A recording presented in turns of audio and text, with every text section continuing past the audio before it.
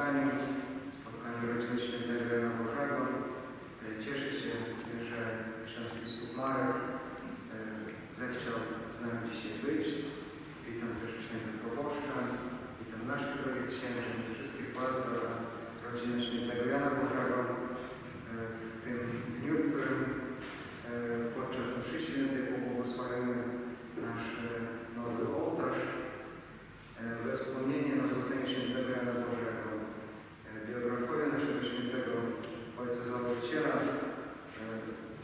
piszą, donoszą do nas, jak ważne znaczenie miała świątynia, Kościół w życiu Jana Bożego, też w jego nawróceniu i też nam wszystkim życzę codziennego nawracania się i żeby ta świątynia, ta nasza kaplica służyła takim narzędziem, żebyśmy coraz bardziej zbliżali się do Pana Boga, żebyśmy byli naśladowcami świętego Jana Bożego.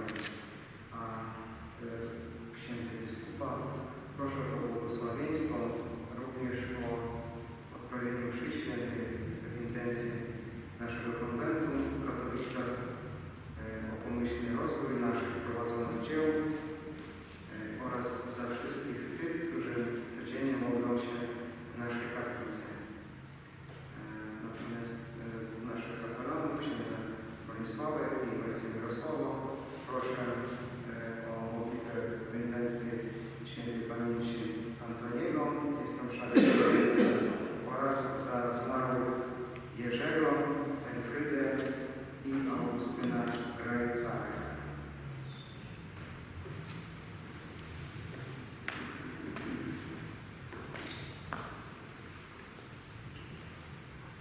To poświęcenie tego odnowionego prezbiterium, zwłaszcza ołtarza, będzie miało miejsce teraz, zaraz na początku, to miejsce aktu pochównego. Drodzy bracia i siostry, z radością zgromadziliśmy się tutaj, aby przez złożenie ofiary eucharystycznej pobłogosławić nowy wystrój prezbiterium.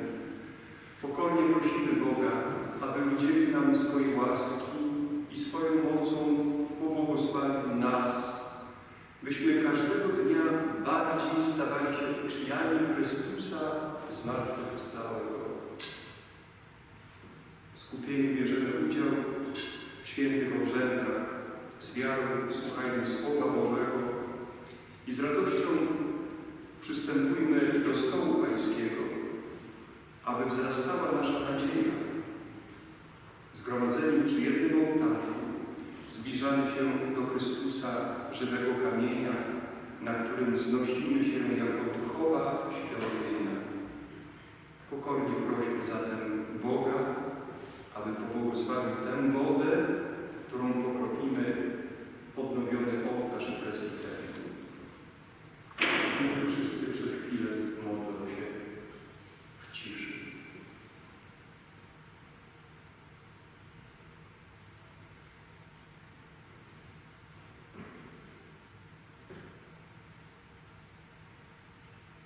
Boże, przez Ciebie wszelkie stworzenie osiąga światło życia.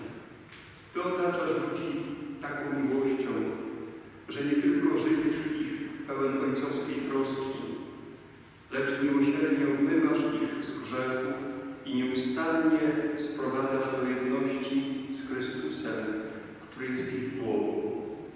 W swoim miłosierdziu postanowiłeś, że grzesznicy, którzy przyjmą chrzest, umrą z Chrystusem i powstaną do nowego życia, aby stać się członkami Jego mistycznego ciała i dziedzicami wiecznej nagrody.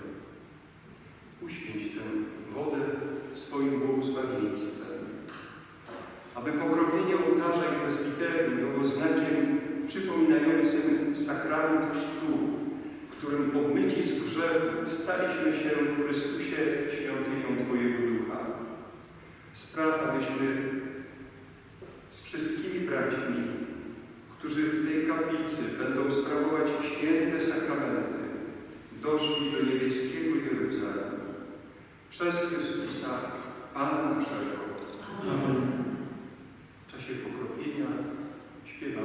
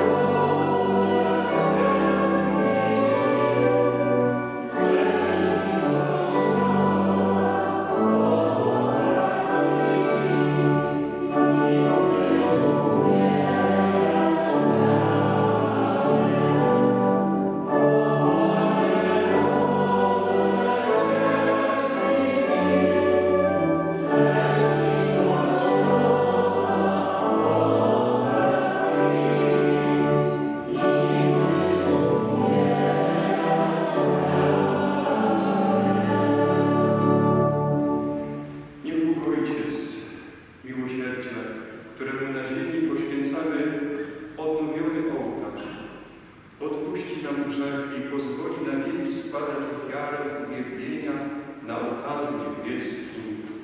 Amen.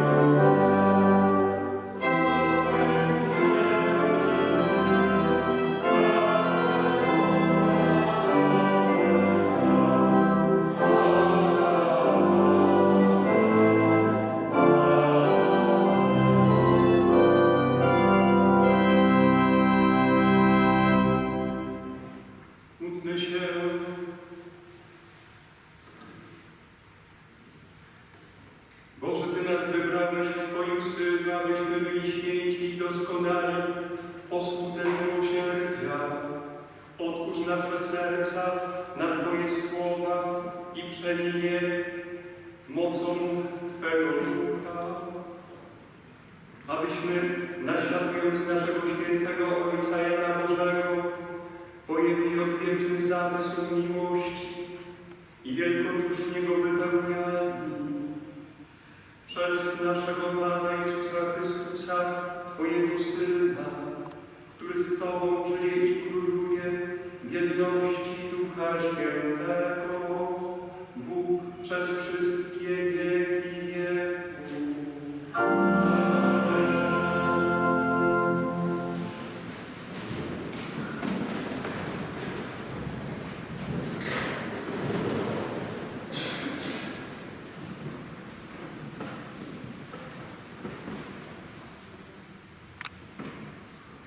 Czytanie z listu świętego Pawła Apostoła do Rzymian.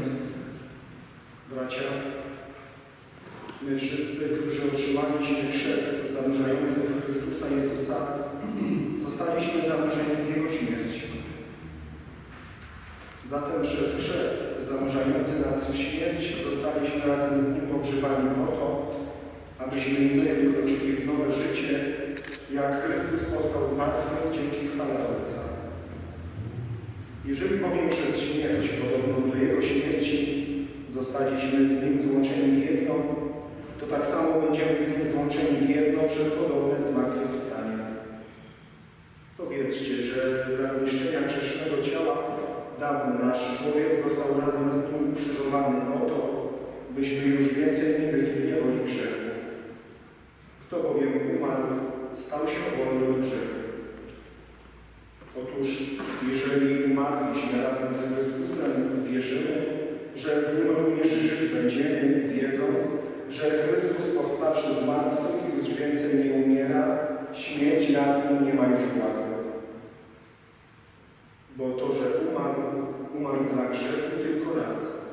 a że żyje dla Boga. Tak i wy rozumiejcie, że umarliście dla grzechu, żyjecie zaś dla Boga w Chrystusie Jezusie. Oto Słowo Boże.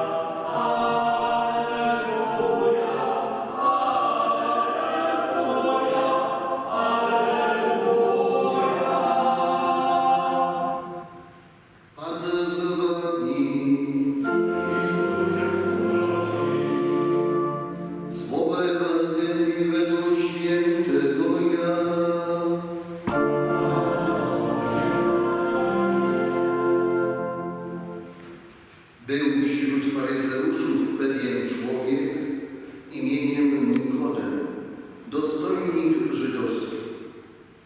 Ten przyszedł do Jezusa nocą i powiedział mu: Rabbi, wiemy, że od Boga przyszedłeś jako nauczyciel. Nikt bowiem nie mógłby czynić takich znaków, jakie Ty czynisz, gdyby Bóg nie był z nim. W odpowiedzi rzekł do niego Jezus: Zaprawdę, zaprawdę powiadam Ci, jeśli się ktoś nie narodzi powtórnie, nie może ujrzeć Królestwa Bożego. Nikodem powiedział do niego: Jakżeż może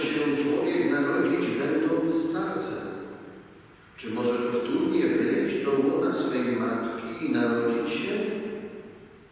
Jezus odpowiedział: Zaprawdę, zaprawdę powiadam ci, jeśli się ktoś nie narodzi z wody i z ducha, nie może wejść do Królestwa Bożego.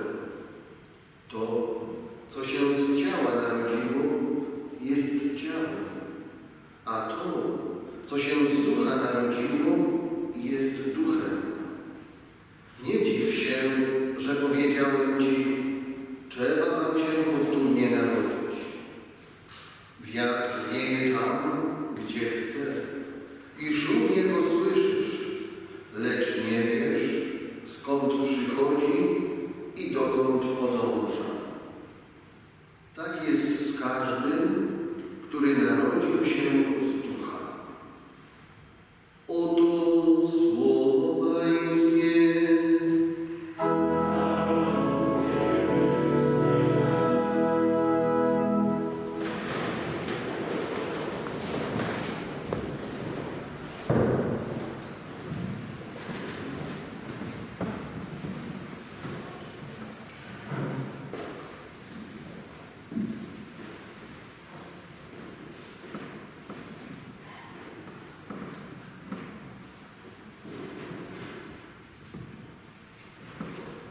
Drodzy Chrystusie, siostry i bracia, jak to dobrze, że akurat to pobłogosławienie, poświęcenie odnowionego prezbiterium i ołtarza zwłaszcza przypada akurat na ten czas, kiedy w naszym polskim Kościele przeżywamy te lata, które skupiają nas na Eucharystii. A więc na czymś najbardziej istotnym, co stanowi o naszym być albo nie być, bo Eucharystia, liturgia, zwłaszcza liturgia eucharystyczna, jest sercem Kościoła. Moi drodzy, zawsze jakoś szukam w mojej pamięci też doświadczenia, które mi dane mi było przeżyć jako duszpasterzowi w konkretnych parafiach, jako proboszczowi. Szukam takich doświadczeń, którymi też trzeba się dzielić, które gdzieś tam zapadają głęboko w moim sercu. Między innymi pamiętam to w kontekście i tego dzisiejszego błogosławienia, poświęcenia tego ołtarza odnowionego i prezbiterium. Przypomina mi się takie zdarzenie w mojej parafii, kiedy modliłem się w pustym kościele, bo zapewne wiecie, że ksiądz przychodzi do kościoła nie tylko, żeby odprawić jakieś nabożeństwo czy mszę, ale przychodzi też do pustego kościoła, żeby sam na sam z tym, który go posłał w to miejsce, do tych ludzi rozmawiać, aby potem z tej rozmowy wyjść i dzielić się tym, co usłyszał od tego, który powołuje i który posyła. I zauważyłem, kiedy się modliłem w tym pustym kościele, że ktoś wszedł do kościoła. Okazuje się, że przyszła cała rodzina, taka wielodzietna, 4, 5 dzieci z rodzicami. Uklękli przed ołtarzem na pierwszym stopniu i potem w chwili modlitwy rozpoczęła się taka wędrówka po kościele, jakby pielgrzymka. Rodzice podprowadzali dzieci do tych szczególnych miejsc, do ołtarza, do tabernakulum, do ambony, do chrzcielnicy. Nawet wiem, że podchodzili do konfesjonałów i pozwolili, jak dobrze sobie pamiętam, usiąść dzieciom zwykle w to miejsce, na którym siedzi ksiądz. I kiedy podeszli do ambony, coś tam tłumaczyli dzieciom, w pewnym momencie rodzice przyłożyli ucho, jakby chcieli powiedzieć, tak sobie myślałem, że trzeba słuchać tego słowa, które z tego miejsca wybrzmiewa. Chociaż może słyszysz znajomy głos, bo w tym momencie udziela swojego głosu może brat, może siostra, żeby wybrzmiało Słowo Boże. Ale Słowo jest Boże, trzeba go słuchać. Może nie tyle nawet uchem, co sercem. Ale kiedy podeszli do ołtarza, znowu były takie dotknięcia, pochylenie się i myślałem, że uczynią to, co myśmy czynili jako kapłani na początku mszy, całując ołtarz, który jest znakiem Pana Jezusa, a więc z miłości do Niego.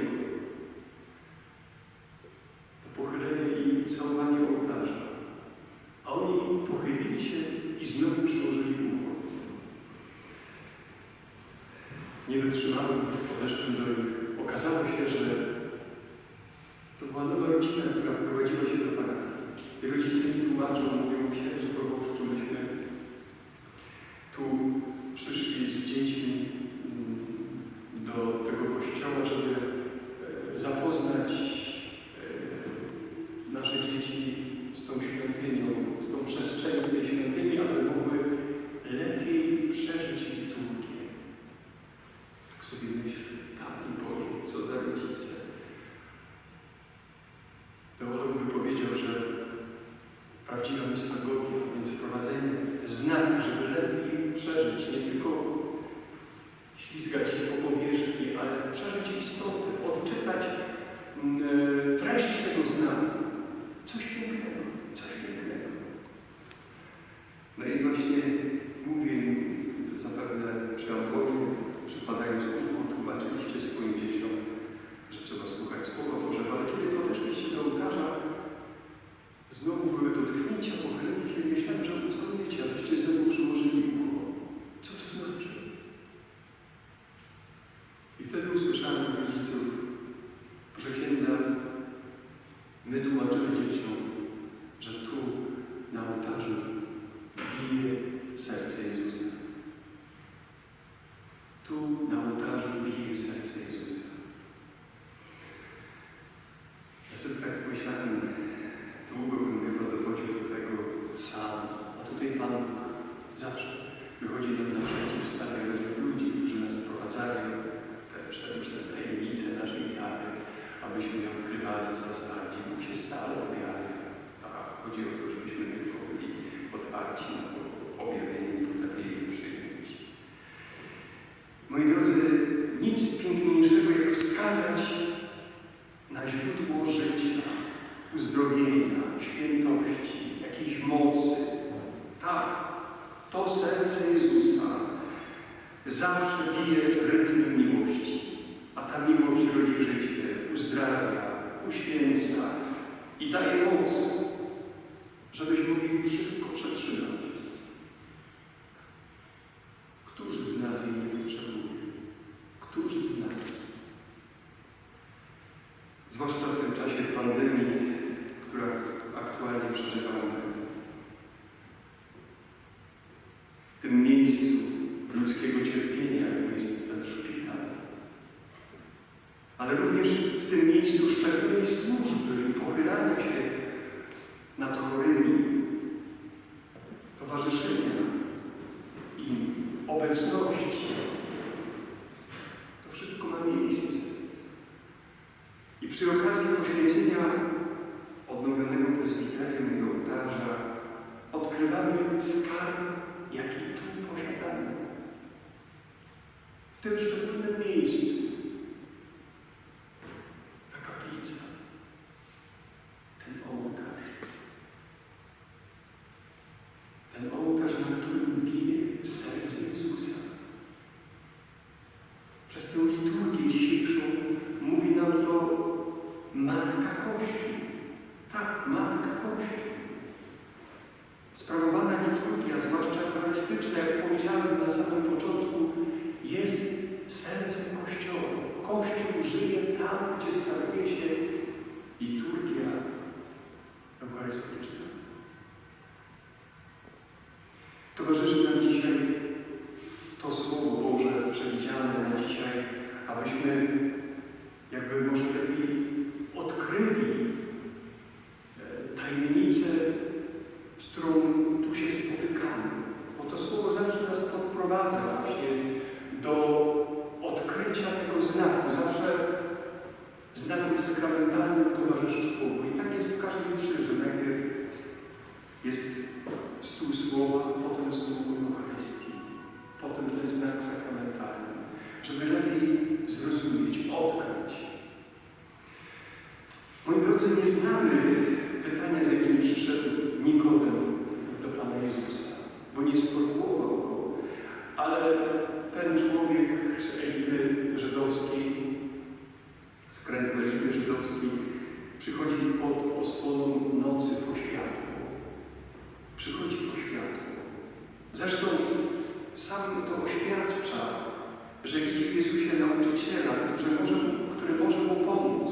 Mówi wprost do Jezusa tak: Rabbi, wiemy, że przyszedłeś jako nauczyciel od Boga. Nikt bowiem nie mógłby czynić takich znaków, jakie Ty dokonujesz, jeśli Bóg nie byłby z nim. Znaki, których Ty dokonujesz, świadczą o tym, że od Boga przyszedłeś, że jesteś Bożym posłańcem. Nikt bowiem nie czyniłby takich znaków, gdyby nie przyszedł od Boga. A więc te znaki czynione mówią. A dla Natanaela rodzą pytania w sercu, których zapewne jest wiele. I Pan Jezus prowadzi tę rozmowę w taki sposób, że właśnie pojawiają się te pytania potem podczas tej rozmowy ze strony Natanaela, ze strony, dzisiejszego bohatera rozmowy z Panem Jezusem, a więc tego żydowskiego nauczyciela Nikodema, który przychodzi do niego i słyszy ze strony Pana Jezusa o potrzebie nowych narodzin, jakichś nawrócenia, nowego sposobu widzenia, Bożego widzenia siebie i innych. Słyszy o potrzebie odkrycia prawdy o sobie. Tak, o sobie, bo widzi Pan Jezus, że Nikodem ma taką spłaszczoną wizję człowieka, bo kiedy Pan Jezus mówi o nowych narodzinach, to on stara się zastanawia, jak to jest możliwe, żeby starzec narodził się na nowo. Właśnie.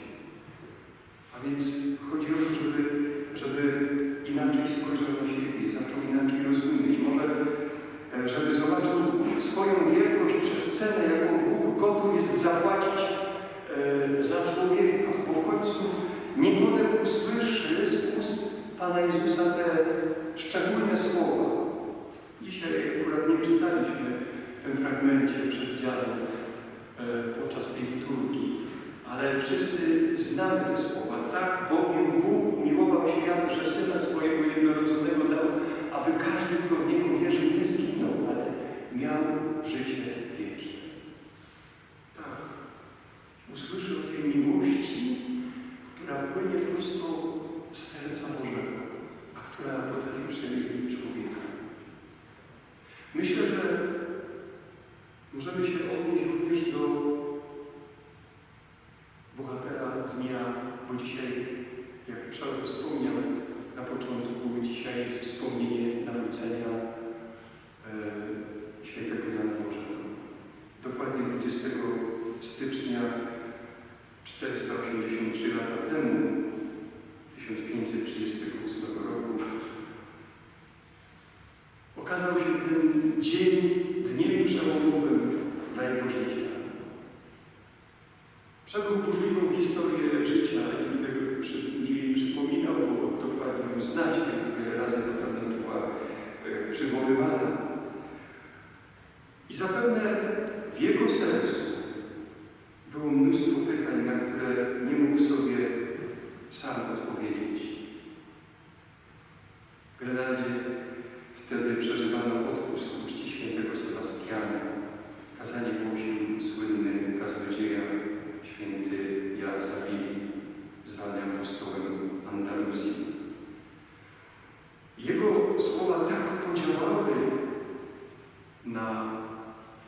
spotkania jak grom z nieba i doprowadziły do nawrócenia. Po wyjściu z kościoła Jan zachowywał się dość dziwnie, targał włosy, branił, wołał Boże, miłosierdzia, jakby echo tego psalmu, który myśmy dzisiaj też powtarzali. Stwórz, o mój Boże, we mnie serce czyste.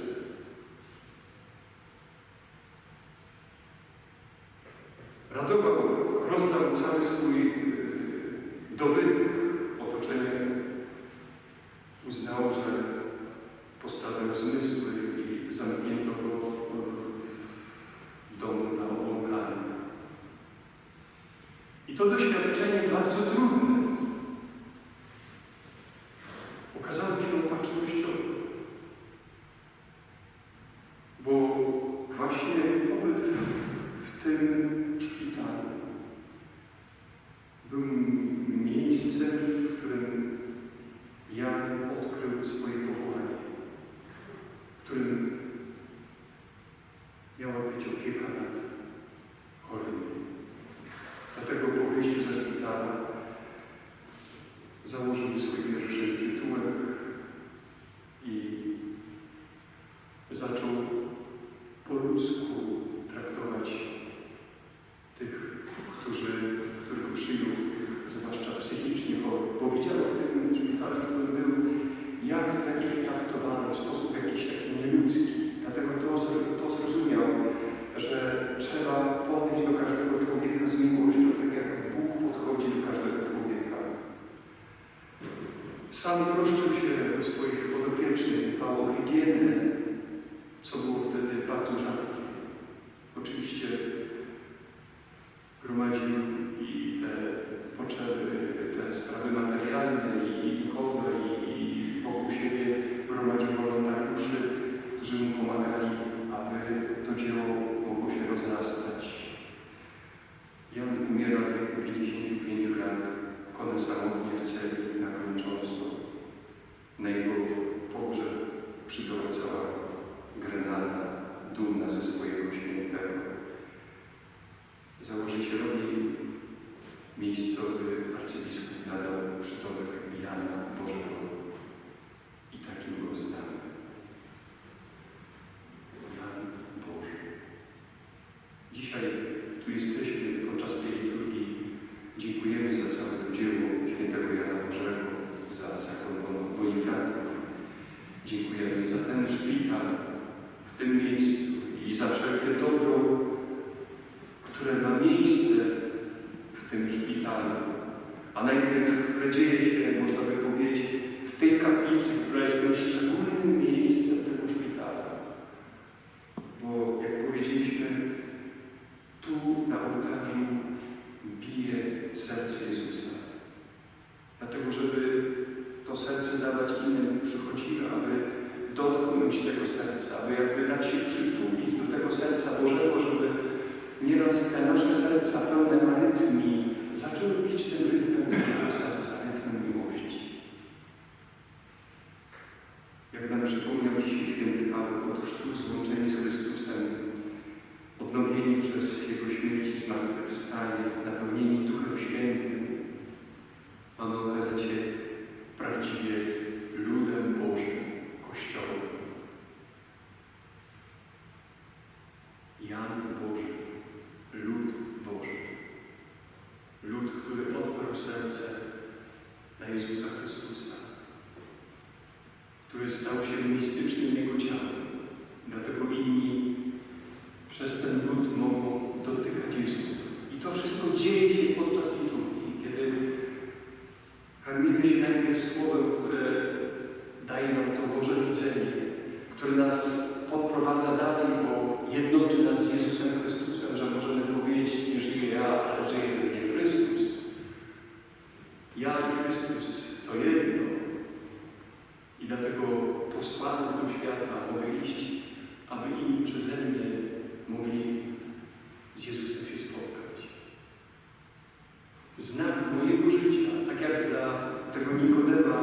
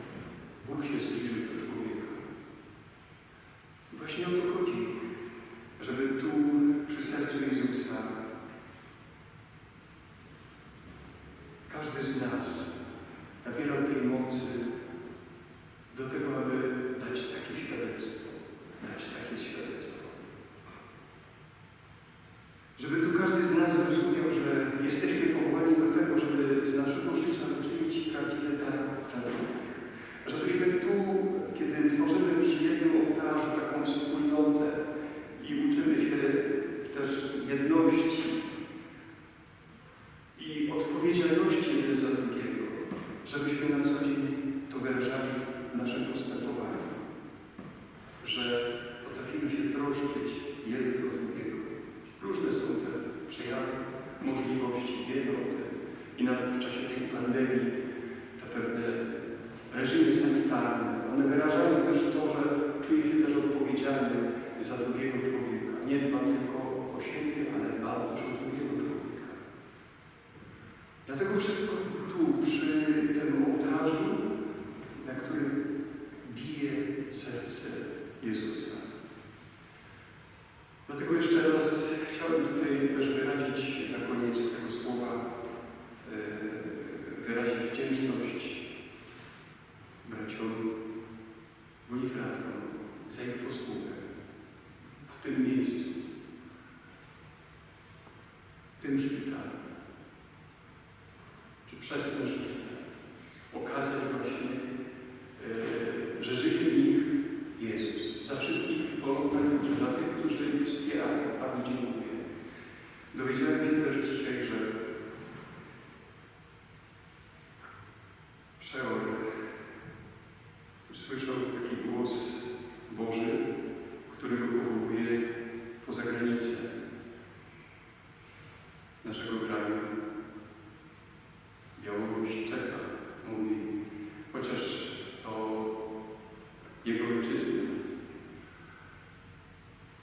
10. rok tu w Katowicach jako uczeń, chciałby się powiedzieć, świętego Jana Bożego. 3. rok jako przełom.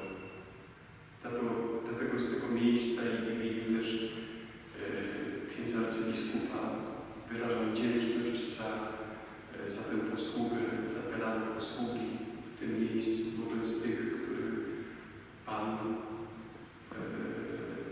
nasz Zbawiciel, przed bratem, przełomem stawiał. Sam byłem wśród nich i tego doświadczyłem. Dlatego kiedy brat przełom mówi dziękuję, że przyjechałem, ja tylko odpowiadam na uprzedzającą miłość, dobro, którego doświadczyłem sam. Dlatego cieszę się, że mogę tę wdzięczność wypowiedzieć, myślę też w imieniu Was wszystkich, którzy tego doświadczacie i doświadczyliście i doświadczacie nadal. I na pewno wszyscy nosimy w pamięci zawsze to dobro, którego zostało uczynione i ono w nas będzie na pewno żyło i tą pamięcią o bracie, który jest posłany gdzie indziej i godzi się, mówi, jak Ty, Panie Boże, tego chcesz, to proszę bardzo.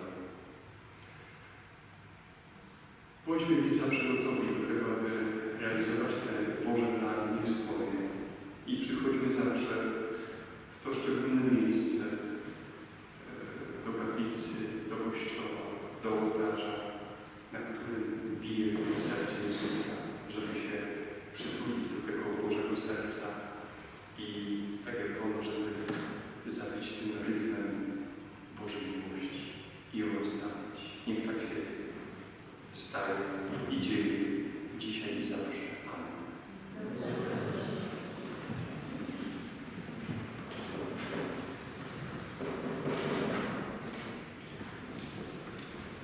Teraz drodzy, że zostali bliscy świętego Jana Bożego, który swoje życie oddał na służbę chorym, polecajmy Bogu wszystkie nasze troski.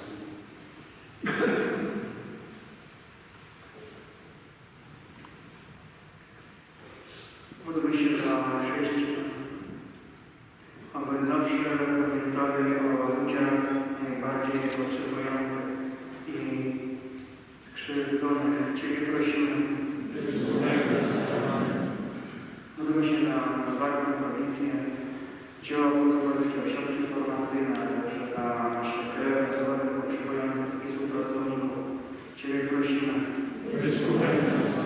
Módlmy się za pracowników służby zdrowia, aby w duchu miłości pomagali wszystkim potrzebującym. Ciebie prosimy. Módlmy się za nieuszczęśliwych chorych, aby Pan umocnił ich, nie się nie ukrzyżował choroby. Ciebie prosimy.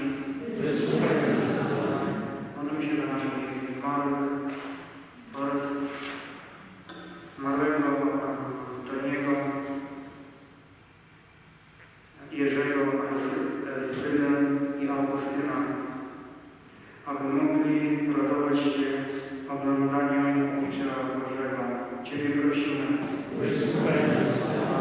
Módl się za nas samych, aby Bóg dał nam siłę do przezwyciężania naszej słabości. Ciebie prosimy. Boże, przyjmij naszą pokorną modlitwę, którą zanosimy do Ciebie przez wstawiennictwo świętego Jana Bożego, który żyjesz i królujesz na wieki wieków.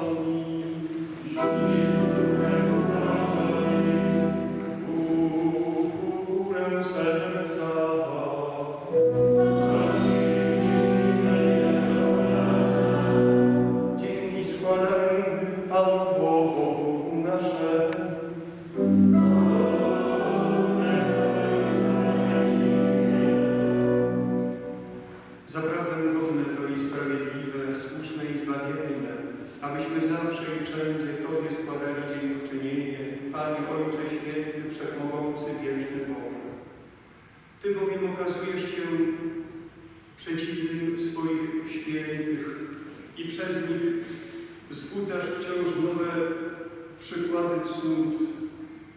Dałeś Kościołowi świętego Ojca Jana Bożego jako wzniosłego szafarza Twojego miłosierdzia i miłości. On to, będąc prawdziwym uczniem Chrystusa, Twojego Syna, wsparty Twoją pomocą, o Panie, zgłodniałego miłosiernie nakarmił, łaknącego nasyci i nagiego przyodział. On także wprowadził w dom i opieką otoczył chorego, uciśnionego wolno wypuścił i każdemu ubogiemu udzielił ojcowskiego wsparcia. Ciebie przeto, Panie, za tak wielkie dary udzielone z Twej łaskawości naszemu Ojcu, w radosnym uniesieniu wysławiamy i Twoją chwałę razem ze wszystkimi mieszkańcami niebios wyznajemy bez końca. śpiewając.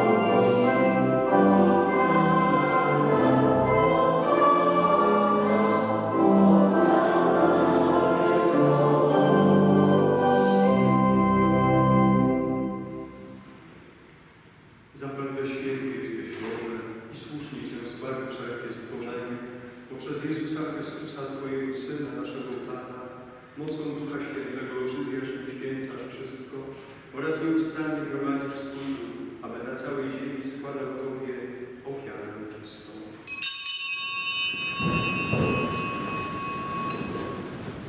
Pokornie błagamy Cię, Boże, uświęć mocą Twojego Ducha te dary, które przynieśliśmy Tobie, abyśmy stały ciałem i krwią Twojego Syna, naszego Pana Jezusa Chrystusa, który nam nakazał spełniać to misterium. On bowiem tej nocy, której był wydany, wziął chleb i dzięki Tobie składając, błogosławił, łamał i rozdawał swoim uczniom, mówiąc: bierzcie i jedzcie z tego wszyscy. To jest bowiem ciało moje, które za was będzie wydane.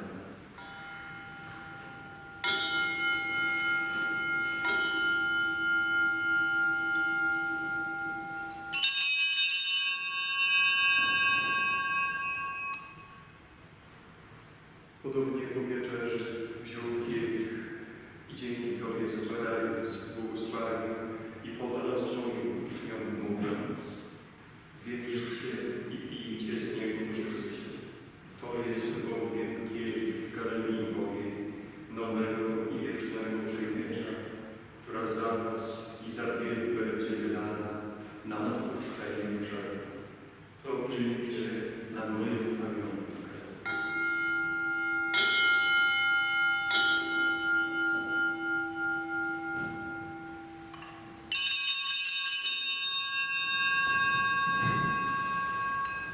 Oto wielka tajemnica wiary.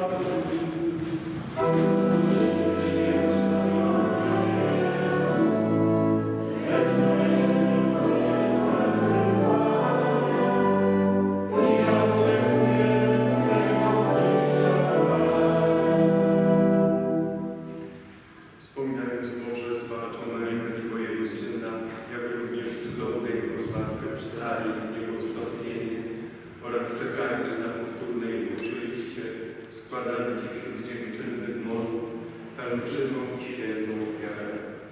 Wejrzyj, prosimy, na dar Twojego Kościoła i przyjmij ofiarę, przez którą nas pojednamy ze sobą. Spraw, abyśmy pośredni ciałem i krwią Twojego Syna i napełnieni Duchem Świętym stali się jednym ciałem i jedną duszą w Chrystusie.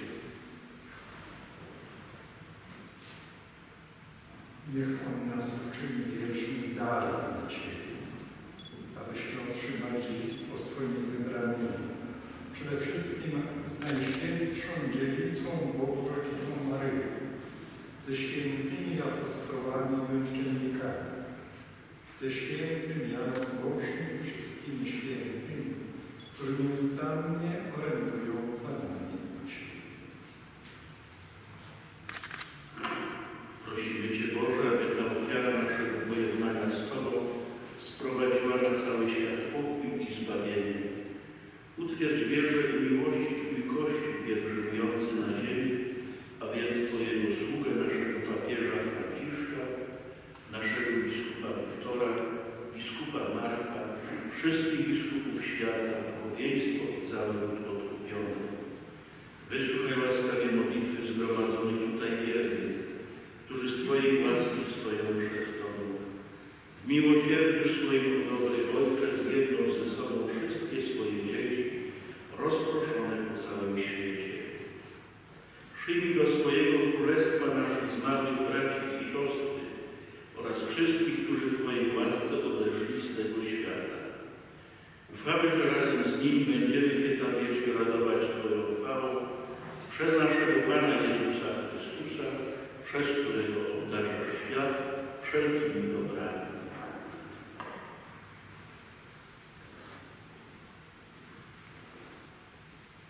Przez Chrystusa, z Chrystusem i w Chrystusie, Tobie, Boże Ojcze Wszechmogący, w jedności Ducha Świętego, wszelka cześć i chwała przez wszystkie wieki wieków.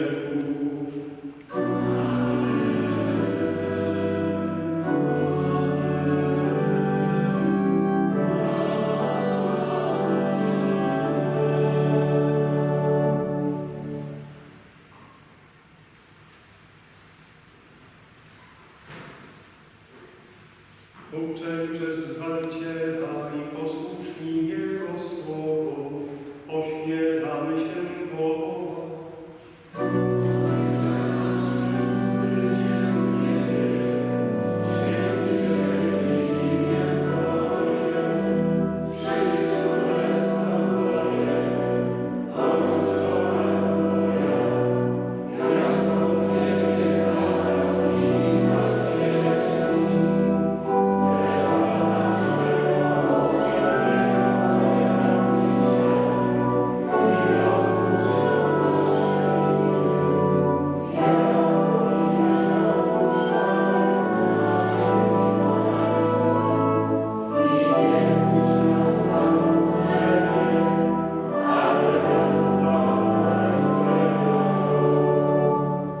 Wybaw nas, Panie, od zła wszelkiego i obdarz nasze czasy pokojem.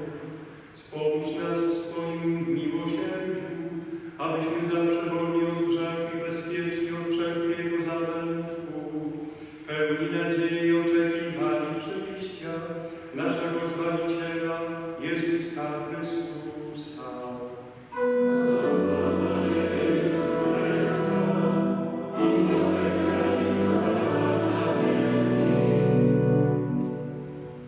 Panie Jezu Chryste, Ty powiedziałeś swoim apostołom, pokój Wam zostawiam, pokój mój Wam daję. Prosimy Cię, nie zważaj na grzechy nasze, lecz na wiarę swojego Kościoła i zgodnie z Twoją wolą napełniaj go pokojem i doprowadź do pełnej jedności, który żyjesz i królujesz na wieki wieków. Amen. Pokój Pański niech zawsze będzie z Wami.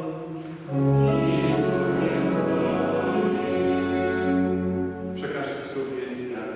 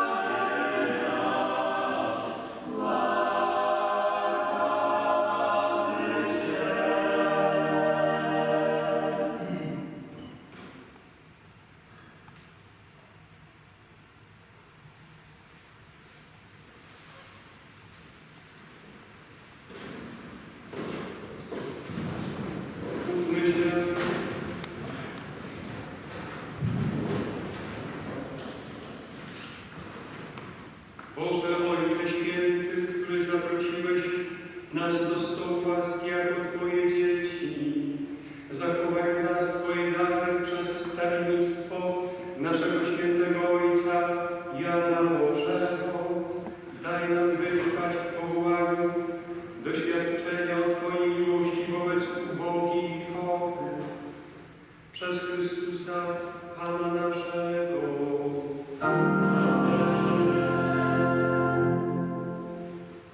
Jeszcze raz bardzo serdecznie dziękuję. Przede wszystkim dziękuję dobremu Bogu, że pozwolił nam dzisiaj się zebrać. Dziękuję za naszych przodków, którzy zbudowali tę piękną kaplicę. Dziękuję, że Pan dał nam możliwość ją odnowić i tak pięknie wystroić. Dziękuję też wszystkim ludziom, którzy zechcieli być narzędziami Pana Boga. Dziękuję księdzu biskupowi za tę Eucharystię, za najcenniejszy prezent, dar, który można złożyć na ziemi. Dziękuję Panu Piotrowi, rzeźbiarzowi, który swój talent wykorzystał, żeby ten obrząd wykonać. Dziękuję wszystkim moim współbraciom, dziękuję wszystkim drogim księżom, wszystkim, każdemu z Was za piękną oprawę muzyczną, ofiarodawcom, dzięki którym ten ołtarz też mógł powstać. I polecam się na przyszłość też Waszą modlitwą i proszę o modlitwę za nasze dzieło, żeby to serce biło i żeby też rozpromieniało swoją miłość do bliźniego też w tym naszym dziele szpitalnym na co dzień. Bóg dać. Ja też jeszcze podpisuję się pod tymi podziękowaniami tutaj czołem tym wszystkim, zwłaszcza na artyście, który tego dzieła dokonał. I dziękuję też tym wszystkim, którzy tu dzisiaj są obecni, a więc proboszczowi, kapelani, którzy tu codziennie sprawują właśnie liturgię eucharystyczną i dotykają tej tajemnicy bijącego serca Bożego, aby zanieść tę miłość i w tym znaku sakramentalnym do wszystkich chorych, którzy na nią czekają, żeby doznać ulgi. Dziękuję tym wszystkim, którzy tu przychodzą właśnie po tę moc miłości, aby przez tę miłość